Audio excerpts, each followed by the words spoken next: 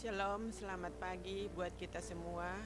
Sebelum kita mendengar firman Tuhan pagi hari ini, kita renungkan firman ini. Baiklah, kita tunduk kepala untuk berdoa. Mari kita berdoa.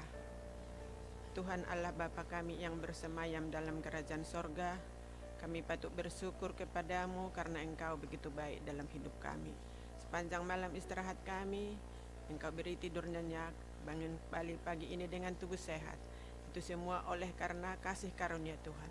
Terima kasih Bapa, dan biarlah sepanjang hari ini dalam segala aktivitas kami, Tuhan peliharakan, Tuhan pimpin, Tuhan berkati.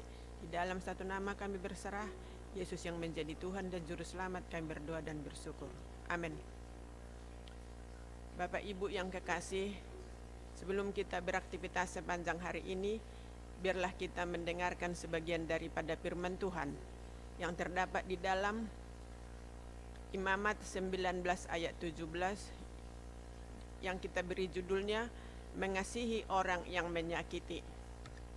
Saudaraku, Imamat 19 ayat 17 mengatakan, janganlah engkau membenci saudaramu di dalam hatimu, tetapi engkau harus berterus terang menegur orang sesamamu, dan janganlah engkau mendatangkan dosa kepada dirimu karena dia.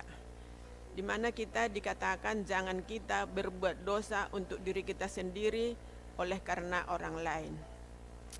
Sahabat yang terkasih, ketika disakiti, dijahatin atau diperlakukan secara tidak adil oleh orang lain, pasti kita cenderung untuk melakukan pembalasan ataupun balas dendam kepada orang yang menyakiti hati kita. Sebagai orang yang percaya kepada Kristus, layakkah kita memelihara dendam? Dendam adalah hal yang dibenci oleh Tuhan dan bagian dari pelanggaran terhadap firman Tuhan. Dendam berarti menyimpan akar pahit, sakit hati, dan juga kebencian terhadap orang lain.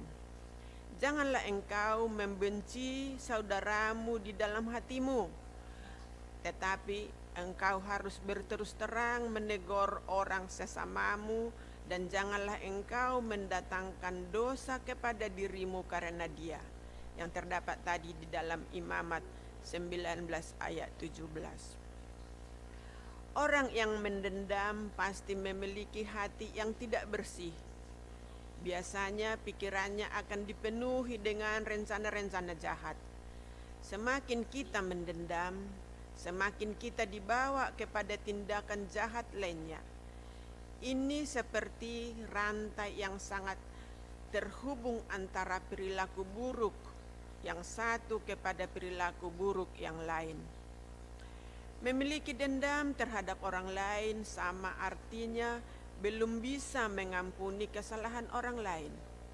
Firman Tuhan menegaskan bahwa jika kita tidak mau mengampuni orang lain, maka Bapa kita di sorga juga tidak akan mengampuni kesalahan kita. Kita baca di dalam Matius 6 ayat 14 sampai 15. Artinya, dendam hanya akan menghalangi hubungan kita dengan Tuhan, termasuk menghalangi doa-doa kita. Raja Daud berkata, seandainya ada niat jahat dalam hatimu, tentulah Tuhan tidak mau mendengar. Yang terdapat di dalam Mazmur 66 ayat 16. Dendam tidak pernah membawa kepada kebaikan. Sebaiknya hanya akan membuat hidup menderita. Rasul Paulus menasihati, sabarlah kamu seorang terhadap yang lain, dan ampunilah seorang akan yang lain. Apabila yang seorang menaruh dendam terhadap yang lain, sama seperti Tuhan telah mengampuni kamu, kamu perbuat jugalah sedemikian. Kiranya Kristus memberkati kita sekalian mampu melupakan kesalahan, mengingat kebaikan, dan mendoakan orang yang menyakiti kita. Tuhan memberkati kita.